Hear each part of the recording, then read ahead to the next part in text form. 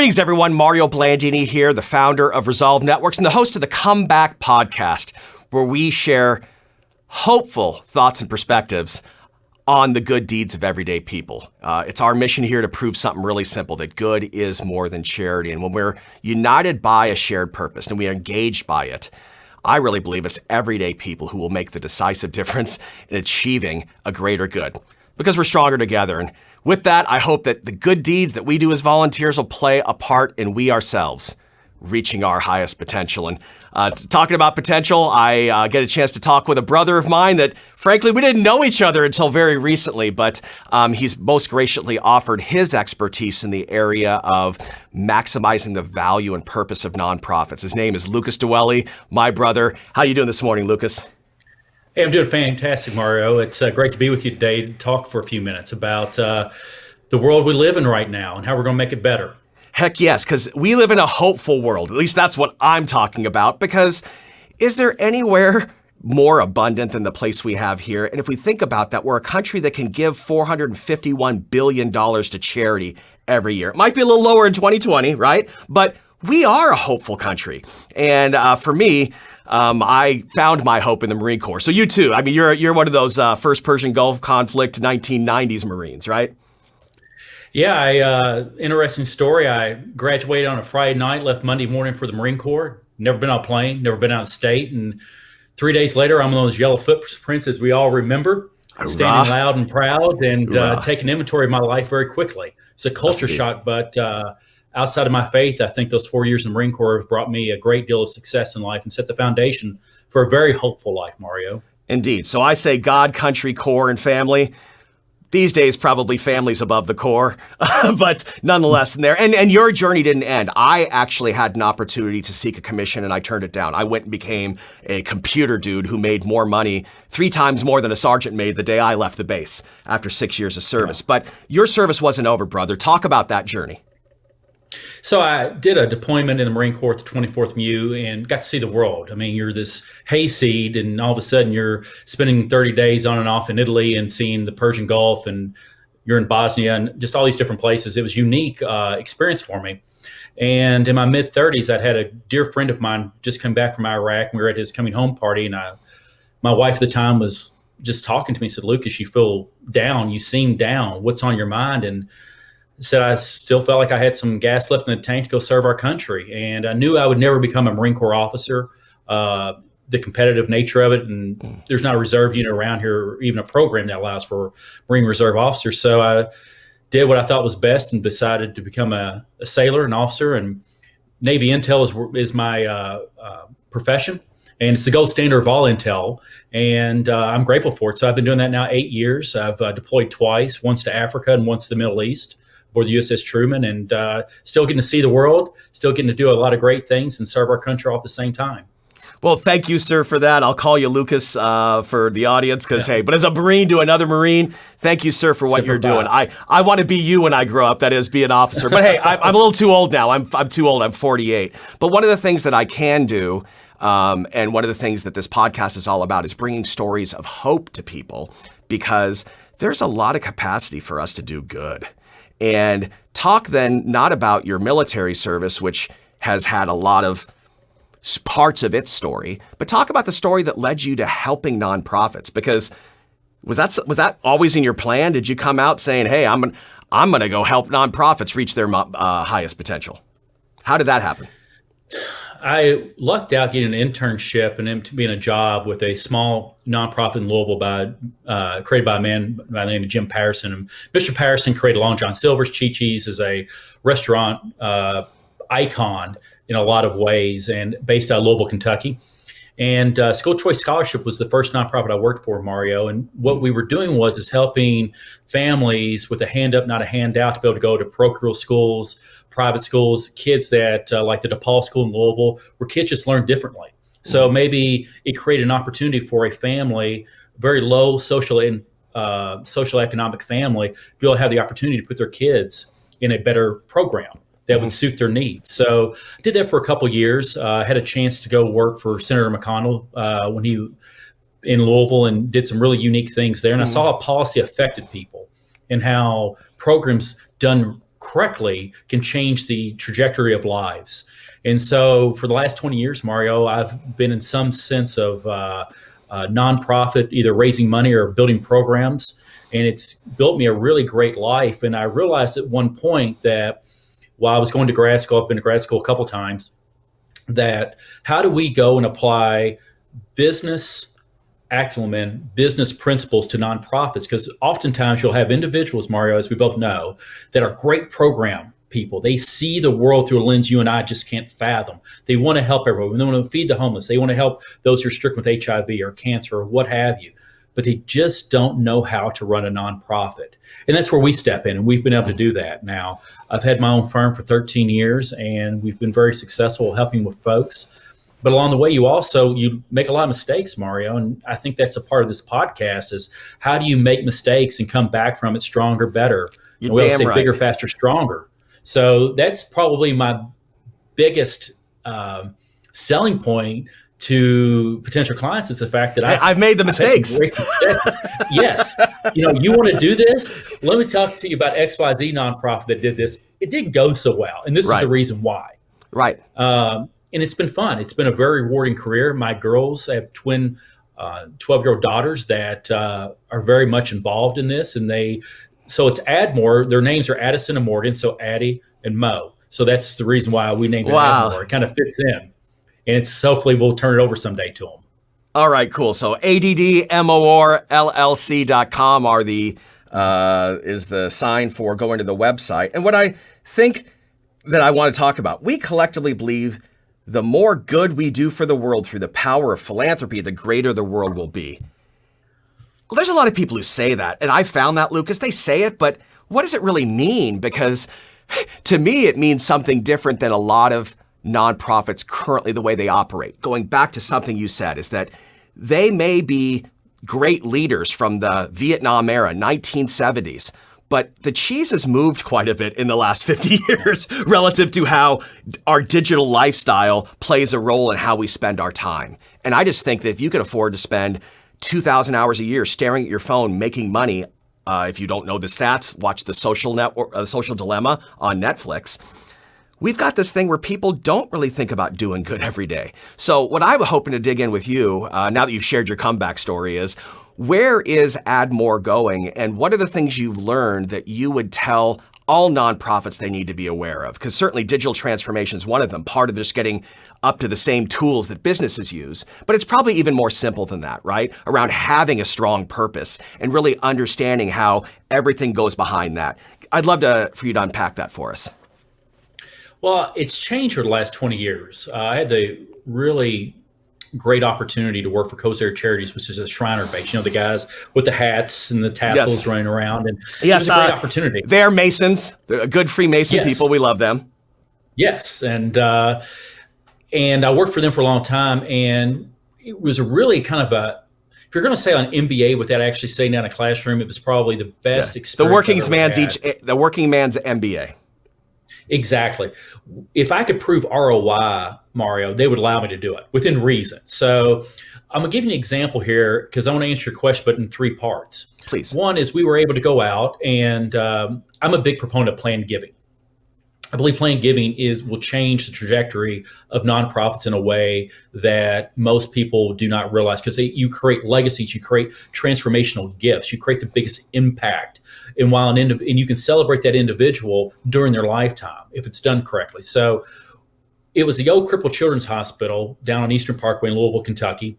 And it was during the time of polio. There was a surgeon by the name of Dr. Barnett Owen, who was he's nationally well-known orthopedic surgeon who would go and he would help these kids and he changed lives. Kids would come from Appalachian, ride the train into Louisville, and he would take care of them for months at a time and send them back home with a plan of care. And what we did was we went and I bought a $1,500 camera and all this equipment, and I would go around the Commonwealth of Kentucky and I would videotape these individuals telling their story about why Cozier Charities was important to them, why it was special for them. That's right. And lo and behold, we were able to do 2 things there. We were able to capture those stories, and so we could tell from a legacy standpoint and from a historical standpoint, but we also create the opportunity for their friends and family to hear about the good works of Coast Charities, and it created an opportunity for them to leave a legacy back to help future generations of Coast kids. One, I would say planned giving, and I think that's where a lot of nonprofits are very timid of, because you don't see the ROI right away. You don't see the money coming in right away, but you have an off year, whereas we've seen in all recessions, it's almost recession proof because people they're not seeing their day-to-day lives change by making a bequest to the charity of their choice. The second thing I would say to you is we're getting a much smarter group of individuals that are coming through nonprofits. And they see, which this works very well to what you're trying to do, Mario, and what your passion is. They're starting to see how technology works and how it can be a benefit to them. It should be a major tool in the box, if you will. Now, I don't think anything's ever going to change anyone going out and asking for a significant major gift from a donor. That will never change, nor should it change. And I would never hire anyone that's only done events strictly. I would never hire one that wants to sit behind a desk and do annual fund from their computer and not actually get out, because you have to, that's a skill set of learning, because how are you going to be able to steward that individual after they've made the gift? And that's where we really get into, I think, where technology can help us is, one, identifying prospects, two, qualifying that prospect, and three, stewarding that prospect. So we get through the whole solicitation cycle with the individual. But that's still a human thing. That's a human thing, right? Yeah. Relationships between two humans need to happen there. I think that's where there's a distinction, that technology isn't really just a tool. I mean, that's what the Marine Corps taught me to do. I'm a 5th Award Marine rifle expert, but my job was to fix computers so helicopters could stay on their flight schedules. So for me, technology is a tool. And so what I loved about what you just said is there's always going to be these big, well, we don't have to call them big. There are going to be, like you said, donors that have a direct relationship with the charity, and that should continue to be a human-to-human thing. Technology can help as a tool, but it's not meant to replace that, right? And I think that's one of the things people get scared of when I talk to them, is they say, well, if I use this technology, how am I going to have intimacy with my donor? And the answer is, the same way you would have had intimacy before you used the technology, right? Is that I'm not saying that goes away. This is it's relationship plus technology, not one or the other. So let's tease that out for a second here. We're in Louisville, Kentucky, where I'm at right now. We have been affected by COVID like every other major metropolitan city or rural community in America right now, or in the world, actually. We've also had a social awakening in Louisville this past year with the protesting, the Breonna Taylor, all these things that have happened in our community. And it's really been a focal point. You can name a couple other cities across the U.S., but Louisville, we're on about 160, 70 days of protest. And it's changed the way that we look at the world, and nonprofits look at the world, for that matter. Social justice now is starting to matriculate up to the top, which it should have never been this in the first place, Mario. But that being said, Louisville has more nonprofits per capita than any other city in the United States. Wow. Most, like our peer cities, say like a Charlotte or you could say St. Louis, somewhat similar in MSAs. They're probably like 800 or 900 nonprofit charities. We're over 2,000. And a lot of that has to do with the Commonwealth being so obese. We smoke. We're a tobacco state. We have all these health issues. Someone goes out and they lose their grandmothers who played golf, and they want to have a nonprofit or start a nonprofit so they can have their charity golf at Shawnee Park every year. Well, that's great. When individuals come to us and they ask us, can you help us in these endeavors? We will usually ask a few qualifying questions as far as, are you duplicating services? Is there another similar organization that you could fold into and just raise money for them? You can still have autonomy. You still have your own board, but at the end of the day, you don't need to have this duplication of services. I know. It's rampant. Right now, it's so rampant. And it doesn't allow individuals to be able to take true impact of the donor dollar and to do more with it. So that's why you see a lot of nonprofits. It used to be 12 cents of every dollar went to overhead. Then they kind of moved it to 15. Now it's 20. Now it's getting down to a quarter. That's absurd. That's crazy. So that's where I think technology could really help out. It's that standpoint. But I don't want to skip over one thing here, Mario, that human interaction, because with there being so many nonprofits in Louisville, and we're at technology and individuals can really marry together is the fact of stewardship and going out there. It is very competitive right now. Sure. We're seeing nonprofits not survive this year. Not only was it COVID in cities that have faced social unrest as we have in Louisville, you're starting to see other nonprofits, the focus of those donor dollars go other places. New nonprofits are springing up, and there's just going to be a change of the donor attitude. That's right. Moving forward. So some of that should happen. Some of it's a natural evolution. But at the end of the day, that social interaction, that stewardship, that building those relationships are the reason why nonprofits will survive at the end of this. Yeah, and there was that third point that you mentioned, Lucas. You had your kind of the first parts of that 3-part question I asked you to unpack.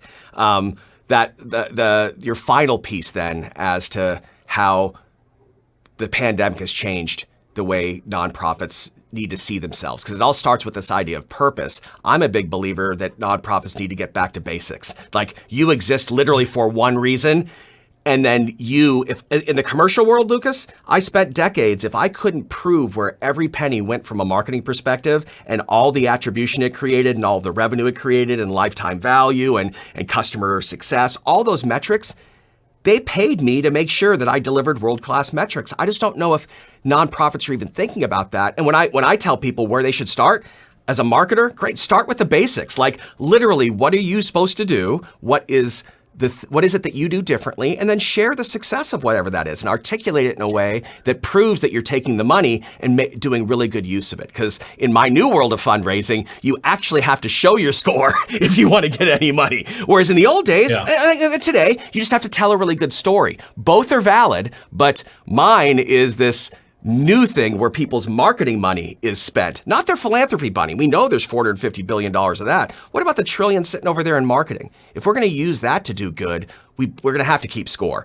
But talk a little bit about purpose, because I think that's where there's too many people who have the same exact purpose and they do literally the same things. There's 100% duplication, and what they have is they can't get enough volunteers, nor can they find enough people to serve.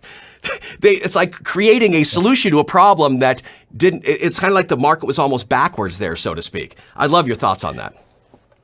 Well, I want to, where we talk about implying like business concepts to nonprofits. Our tagline is add more business development for nonprofits. That's how we look at it.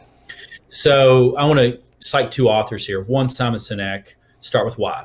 If you can figure those things out, everyone wants to talk about their elevator speech, their mission statement, vision statement. That's archaic anymore. No one cares. Archaic. No one cares. No one cares. You're right. It needs to be the why. Why do you exist? How do you do things? And what differentiates you in the marketplace? Which slides right into blue ocean strategy. Yep. Is there can be 3 or 4 cancer institutions in a city like Louisville. We have an MSA about 1.2, 1.3 million. So there's enough competition there to be able to have the university's cancer center, the hospital's cancer, a couple of hospital cancer centers, all these things. They can do research because they differentiate themselves. You have a university's doing research, all these things. That being said, I don't really get worried personally about there being 3 or 4 different charities that have the same mission, because I'm going to find a way to differentiate ourselves in the marketplace. And that's going to be by how we tell our story. Mm-hmm. Impact needs to be explained, Mara. This goes directly back to what we were talking about. The impact needs to be quantitative and qualitative across the board. You need to be able to say, I belong to a couple leadership groups, and they're great organizations, and I learned a lot from them, made a lot of connections, learned a lot about myself, the state, all these different attributes that I think have really helped me polish and become a well-rounded individual. Mm-hmm. However, when they ask me for dollars, they say give it to our scholarships. They never talk about the impact. What happened last year with the scholarship fund?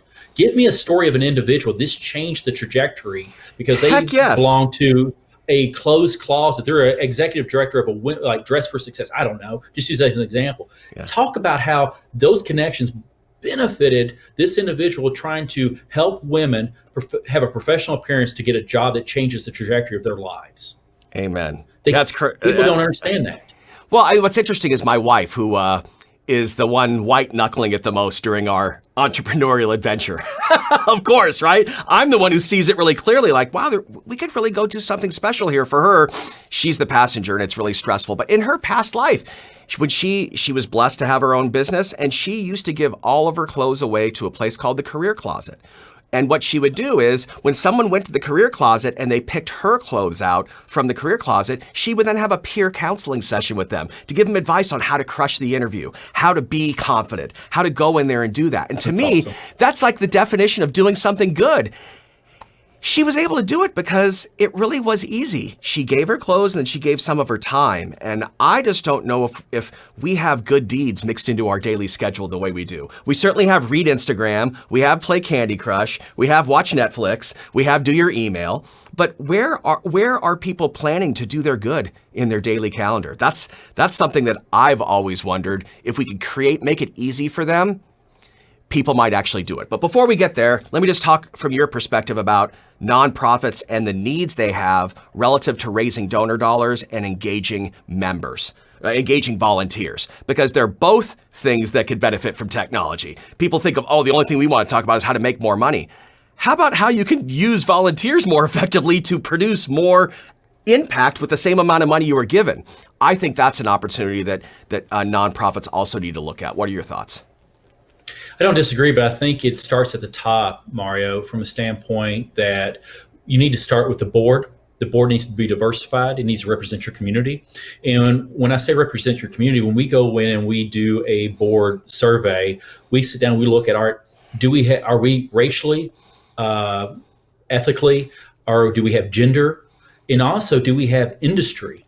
So many nonprofits do not have an attorney on there that will do the work for free, or That's a financial advisor that will help them along. And so they have their friends, because some just want to sit around and have a golf event and drink beer when it's all said and done. And that's fine. I'm not saying anything that's wrong.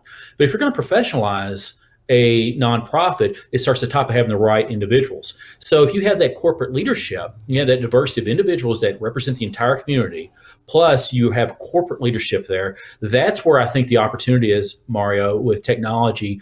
And what you're trying to do is to go in and say, if you have Brown Foreman here, who makes some of the finest Kentucky bourbon in the world, right here, they're very strong public partners with a lot of nonprofits around the region. But they also have individuals that want to volunteer and be a part of something. They want to be able to take a Boys and Girls Club and have their people on a Saturday and make that a day of service and go out and work. Absolutely. Why can't you do that all the time? And I think technology is a great benefit to that, to be able to. And then what should happen with the nonprofit is they have a chance to tell their story. Amen. And why it matters. Well, I'm a marketing guy by trade, and yes, I have found a scarcity of marketing people in nonprofits because they all say, we can't afford one. I'm like, well, then the CEO gets to be the marketing guy, or the VP gets to be, somebody has to be the voice of there. And it starts, that's why I say, with purpose. Whoever at your organization can articulate your purpose the best, guess what? They're now the, quote, evangelist. And you work with a lot of clients to find that and bring that out, because you're right that unless you stand for something, you're not going to rise above the noise in the competitive landscape that is nonprofit fundraising. I agree with you. It's how do we differentiate ourselves in the marketplace? And some people will say, gosh, why do you talk about with nonprofits, we're trying to do X, Y, or Z? Well, because if you're not, then someone needs to be. Someone needs to be talking the way that I do. Social entrepreneurism is what we consider ourselves to be, social entrepreneurist. And that's before this word, I think, or I should say this moniker was hijacked. And it was like, how do we, like Tom's does that, buy a shoe, give a shoe. Bombo Socks does that. There's nothing wrong with that. Nothing wrong with that. But that's social capitalism. That's right. What I'm talking about is social entrepreneurism, is where we go out and we think with business terms. We think in the concept of ROI, and we think about how do we get the biggest bang for our dollars. Yep. And we're competitive in that, because dollars, we saw this year, dollars either moved. If individuals were making a major gift, we're in this spot to make that gift, Mario. In March, April, when the market was down, they lost money. But as we've seen, the market has come up significantly. We've hit over 30,000 a couple times on the NASDAQ, which is huge. So people are making money and they want to give. This is the right time to be talking to folks. But what matters is are you able to quantify and qualify your impact and your outcomes? And are you able to be competitive? Because there's a lot of new charities coming out that has to do with social equity, which is great. But the competition is going to become greater. I wholeheartedly agree. And I know a lot of people say, oh, you're just calling yourself a purpose-based business and a social impact business because everybody does, right? For the longest time, I've been an evangelist as a marketer. And they're like, oh, you're just saying that to make yourself sound good. No, actually, that's the job I did. I evangelized for the company. And what we're doing here at Resolve Networks is just pretty simple. We want to keep score of good deeds because I figure if you could do that, we might be able to do some really cool things with that data. But the why I'm doing it is real simple. It's so we can turn coins into cash for nonprofits. To me, that's a cool business model in that I can't even make money unless someone kicks ass and take names and actually goes and does a good deed. So hopefully, as we walk through some of what I like to call greenwashing, everybody's a thought leader, everybody's a social change disruptor, everybody is every title. The only title I want to be is an evangelist because my job's to get people to think differently. And as we go to wrap up the show, Lukas, I want to ask you about competition. Like, could it be, and let's just use veteran suicide as an example. I'm going to have a blog on that shortly. What if every charity that cared about veteran suicide stopped what they're doing and created not a small unit campaign, but a huge multi-unit campaign, like 10,000 nonprofit workers dedicated to the same exact scorecard for a 3-month period of time to go out there and absolutely kick ass on the same battle? Do you think we'd get more done than we would if separately all 10,000 people did their own thing for the same 3 months? This idea of being stronger together, I see there's an opportunity that you'd think amongst veterans, we'd be wanting to get together. Like, heck yeah, let's get on this group mission, create a division-sized force to go absolutely destroy whatever it is that's causing veteran suicide. And I'm having trouble pulling that kind of support together because people say, well, no, we can't partner with them because they're our mortal enemies. They take the money from the same donors that we do. And what I tell them is that, well, whether you get it or they get it, didn't the donor buy the same thing anyway, which is reduction in veteran suicide? So why aren't we focusing on that, right? It puzzles me because I'm a data guy and I know I couldn't have done my job in Silicon Valley if I didn't come with data. That's the only thing the board wanted to see. I don't want your opinion. Show me the results and tell me how you're going to make the numbers go up. And to me, I don't think we're doing that as a set of nonprofits on a thing like veteran suicide, because everybody's doing it, but does anybody know whether we're making actual impact? Who has the data? So we're both veterans, and so I feel comfortable saying this, it has become a huge contest between what I've seen. I've worked for 3 or 4 veteran organizations in like the last maybe 10 years, all great missions, all from individuals that care about the service of their own service and the service of others for our great country.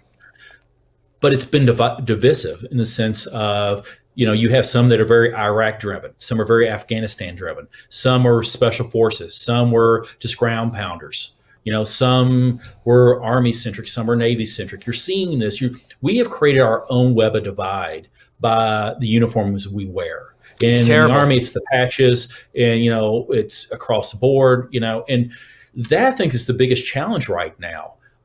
Is getting everyone behind one simple cause.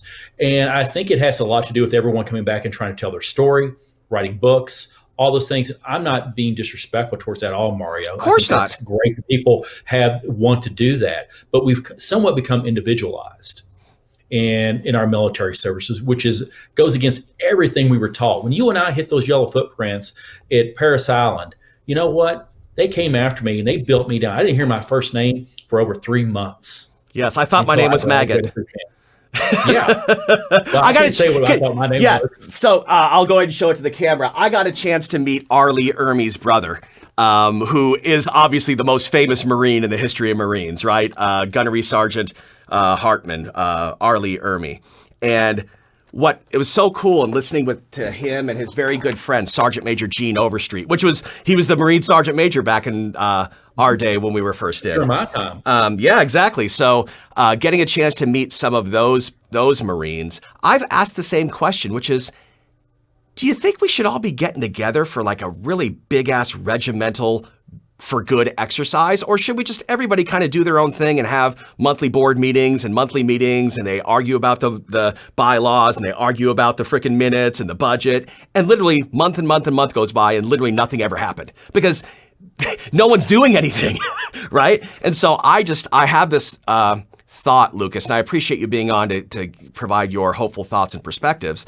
I just think that we're stronger together. So if every military organization that served veterans was to say 2021 is the year where we're going to make the number of suicides go down, they can all play their part. Everybody has their own differentiated services, but imagine if we all actually got together on a really comprehensive plan. We would never go to war without all of the branches talking to one another, yet we go to war on veteran suicide and nobody talks to anybody. Worse, they consider themselves competitors. How are we ever going to solve that, brother? Well, I think it's a change of mentality.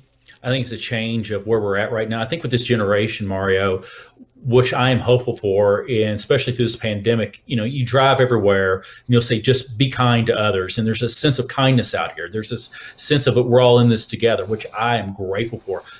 My girls get this. My girls are wonderful children because they want to sprinkle kindness like confetti throughout the world. And they're not naive. They're just, that's the way that they see the world. That's how they choose to engage with folks. So I'm hopeful in that regard, but I'm also nervous because we're in a Twitter-led world. We're in an Instagram world. We're in a world where you only show the best of yourselves. And I make that point for a very specific reason, because we're talking about fundraising, we're talking about technology, we're talking about, and I think that fits well within the stratosphere. Mm-hmm.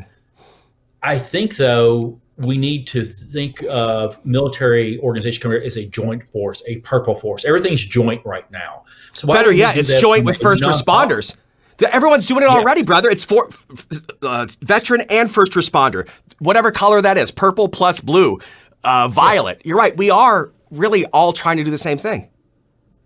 So I don't want to go down a rabbit hole there, but I do believe those are important things for us to think about. I'm going through Marine Corps Command and Staff College right now, and we're talking about joint everything. And it amazes me that we don't think about this in nonprofits. How do we do shared services agreement? If XYZ nonprofit is going to go and buy 5,000 rolls of toilet paper and they can get it cheaper, why can't you take a smaller nonprofit to order 1,000 to get that same discount? It makes no sense. We've become very territorial. We become very much, it's this look at me, look at what I'm doing versus look what I can do for everyone else. And I forget who said it, I think it was Churchill, or I can't remember the exact person. Excuse me, but he said, you'd be surprised how much you can get done when you don't look for the credit. Amazing. And we've lost that somewhere. That's right. Well, I think we can take joint credit. Well, I'll tell you how we get it back, Lukas. Real simple. Why can't we have joint credit? Why can't we say something big happened and based on who did what, logo. Why wouldn't 50 nonprofits want to take credit for doing something big as a joint operation rather than each of the 50 having 50 individual success stories? It's the idea stronger together could be there, because a lot of the problems that charities try to solve, they're hard to solve. Otherwise, they'd have been solved by now, right? So that's why I think we need to think differently. And it's not, people look at me and they're like, oh, you're a technologist. You're just trying to use a hammer, i.e. technology, to hammer on a nail. No, I looked at it for a long time. I mean, I was an officer at the department level in the Marine Corps League. I was in charge of PR for 47 detachments in California. And there was none of my ideas they wanted to put together, right? They wouldn't incorporate any of them because I was this young guy coming up with these ideas on how to get young people to come to the meetings. They didn't want young people coming to the meetings. They liked the fact that it was mostly Vietnam vet folks, but they were saying, oh my gosh, how do we get more people under the age of 40 to join? And I just told them, your product sucks. Like, what we do here as a fraternal organization it's not interesting. People my age don't want to do this.